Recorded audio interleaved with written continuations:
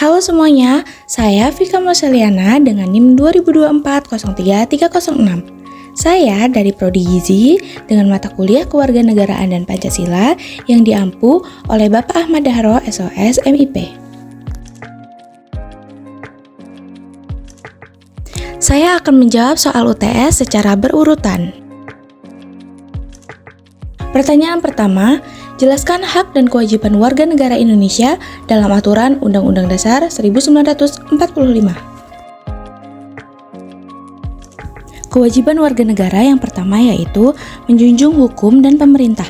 Maksudnya, setiap warga negara wajib menaati hukum dan pemerintahan sebagaimana diatur dalam pasal 27 ayat 1 Undang-Undang Dasar 1945.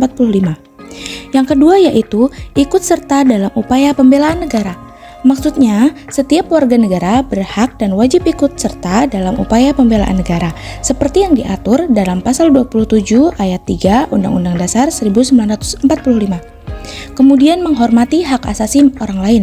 Artinya, setiap warga negara wajib menghormati hak asasi manusia orang lain, sesuai pasal 28J ayat 1 Undang-Undang Dasar 1945. Selanjutnya, tunduk pada pembatasan yang ditetapkan undang-undang. Dalam menjalankan hak dan kebebasan, setiap warga negara wajib tunduk pada pembatasan yang ditetapkan undang-undang, seperti yang diatur dalam pasal 28J ayat 2 Undang-Undang Dasar 1945. Kewajiban yang terakhir yaitu ikut serta dalam pertahanan dan keamanan negara. Artinya, setiap warga negara berhak dan wajib ikut serta dalam usaha pertahanan dan keamanan negara sesuai pasal 30 ayat 1 Undang-Undang Dasar 1945. Adapun hak warga negara yaitu untuk mendapatkan penghidupan yang layak. Setiap warga negara berhak atas penghidupan yang layak sebagaimana diatur dalam pasal 27 ayat 2 Undang-Undang Dasar 1945. Selanjutnya, kesamaan di mata hukum. Artinya, setiap warga negara memiliki kedudukan yang sama di depan hukum dan berhak mendapatkan perlindungan hukum sesuai pasal 28D ayat 1 Undang-Undang Dasar 1945. Selanjutnya, kebebasan beragama. Negara menjamin kemerdekaan tiap-tiap penduduk untuk memeluk agamanya masing-masing dan beribadah sesuai dengan agama dan kepercayaannya seperti yang diatur dalam pasal 29 ayat 2 Undang-Undang Dasar 1945. Kemudian, kebebasan berekspresi. Warga negara memiliki hak untuk berserikat dan berkerumpul, serta mengeluarkan pikiran secara lisan ataupun tulisan yang diatur lebih lanjut dalam undang-undang. Yang terakhir yaitu hak untuk berpendidikan. Setiap warga negara berhak mendapatkan pendidikan dan pengajaran seperti yang diatur dalam pasal 31 ayat 1 Undang-Undang Dasar 1945.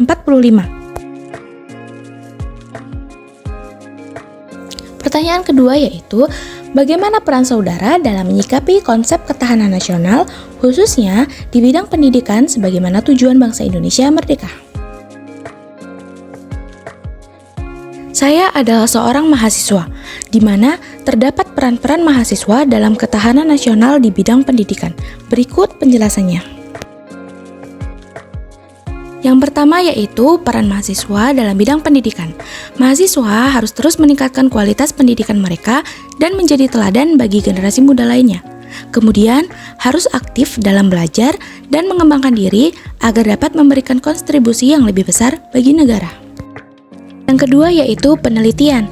Mahasiswa memiliki potensi intelektual yang tinggi untuk melakukan penelitian yang relevan dengan kebutuhan negara dan masyarakat, seperti yang dijelaskan dalam artikel di Kementerian Pertahanan. Peran selanjutnya yaitu pengabdian masyarakat. Mahasiswa dapat memberikan kontribusi nyata dalam pembangunan masyarakat melalui kegiatan pengabdian yang relevan dengan bidang keahlian mereka. Pertanyaan ketiga, apa yang dimaksud dengan negara? Negara yaitu organisasi masyarakat yang mendiami wilayah tertentu, memiliki pemerintahan yang berdaulat, dan memiliki kekuasaan untuk mengatur hubungan dalam masyarakat. Negara juga memiliki unsur-unsur utama yaitu rakyat, wilayah, dan pemerintahan. Masuk ke pertanyaan nomor 4. Dalam pembukaan Undang-Undang Dasar 1945 disebutkan bahwa tujuan bangsa Indonesia yaitu merdeka. Jelaskan tujuan yang dimaksud. Tujuan negara Indonesia tertuang secara jelas di dalam Undang-Undang Dasar 1945, tepatnya pada alinea keempat, yang berbunyi, kemudian daripada itu, untuk membentuk suatu pemerintahan negara Indonesia yang melindungi segenap bangsa Indonesia dan seluruh tumpah darah Indonesia, dan untuk memajukan kesejahteraan umum, mencerdaskan kehidupan bangsa, dan ikut melaksanakan ketertiban dunia yang berdasar kemerdekaan, perdamaian abadi, dan keadilan sosial. Mari kita bahas satu persatu. Yang pertama yaitu melindungi segenap bangsa Indonesia dan seluruh tumpah darah Indonesia. Maksudnya, berdasarkan tujuan tersebut, berarti seluruh komponen di Indonesia harus dilindungi. Mulai dari rakyatnya, kekayaan alam Indonesia, kebudayaan, sampai nilai-nilai negara Indonesia harus dipertahankan. Hal tersebut masuk ke dalam tujuan negara Indonesia berupa perlindungan. Selanjutnya yaitu memajukan kesejahteraan umum. Kesejahteraan secara lahir dan batin antara lain seperti terciptanya perasaan aman dan nyaman pada setiap warga negara. Selain itu, sikap seperti saling menghormati, gotong royong, menghargai hak antar warga negara yang makmur, adil dan setara, kemudian menjalankan kewajiban masing-masing warga negara dan lain sebagainya. Selanjutnya yaitu mencerdaskan kehidupan bangsa. Tujuan negara Indonesia dalam hal pencerdasan ini adalah untuk memastikan seluruh warga negara Indonesia dalam hal pendidikan. Negara Indonesia harus memastikan bahwa seluruh warga negaranya memiliki kesempatan dalam mengenyam pendidikan yang layak. Tidak hanya layak, pendidikan yang diberikan kepada warga negara juga harus berkualitas. Yang terakhir yaitu melaksanakan ketertiban dunia yang berdasarkan kemerdekaan, perdamaian abadi, dan keadilan sosial. Perdamaian adalah cita-cita semua negara di dunia ini. Terdapat dua macam kata damai di dalam ilmu politik. Kata damai memiliki arti perdamaian di dalam sebuah negara dan perdamaian di luar negara. Perdamaian di negara Indonesia dapat diwujudkan oleh seluruh warga negara. Caranya adalah dengan menjaga perdamaian antara sesama warga negara seperti antar umat beragama atau antar suku bangsa. Pertanyaan nomor 5. Dalam lingkup skala nasional, kita mengenal wawasan negara, narasikan wawasan saudara dalam lingkungan daerah provinsi, kabupaten, atau kota sesuai dengan wilayah tinggal saudara. Bandar Lampung memiliki keberagaman yang kaya dalam hal berbahasa, budaya, dan agama. Masyarakatnya yang heterogen terdiri dari berbagai suku, memiliki bahasa daerah yang berbeda-beda seperti Lampung Pesisir dan Pepadun. Keberagaman ini juga terlihat dalam tradisi, kesenian, dan upacara adat yang beragam, seperti tari sigek, tari piring, dan upacara gawi. Selain itu, Bandar Lampung juga memiliki keberagaman agama termasuk Islam, Kristen, Hindu, Buddha, dan Konghucu. Pertanyaan nomor 6. Terangkan hak-hak wanita dan anak dalam Undang-Undang Republik Indonesia tentang Hak Asasi Manusia. Adapun hak anak, yaitu dalam pasal 28B ayat 2 Undang-Undang Dasar 1945, hak ini menjamin untuk hidup, tumbuh, dan berkembang. Pada pasal 28B ayat 2 juga menjamin perlindungan anak dari kekerasan dan diskriminasi. Yang terakhir yaitu pasal 28D ayat 1 Undang-Undang Dasar 1945 yang menjamin hak setiap orang termasuk anak atas pengakuan, jaminan, perlindungan, dan kepastian hukum yang adil. Selanjutnya yaitu hak perempuan. Pada pasal 28G ayat 1 Undang-Undang Dasar 1945, di mana undang-undang ini menjamin hak-hak perempuan tanpa diskriminasi. Kemudian pasal 28D ayat 1 yang melindungi perempuan dari hukum. Kemudian hak untuk berpartisipasi dalam kehidupan hukum pada Undang-Undang Nomor 35 Tahun 2014. Pertanyaan nomor 7. Terangkan arti Bhinneka Tunggal Ika, berbeda-beda namun tetap sama. Simbol Bhinneka Tunggal Ika beraneka satu, memiliki makna persatuan di tengah keberagaman. Simbol ini mengajarkan bahwa meskipun Indonesia memiliki berbagai suku, agama, ras, budaya, dan bahasa, bangsa ini tetap satu kesatuan yang bersatu. Tujuannya adalah untuk memperkuat persatuan dan mencegah perpecahan akibat keberagaman. Pertanyaan nomor 8. Sebagai mahasiswa, saudara memiliki kluster tersendiri sebagai warga negara.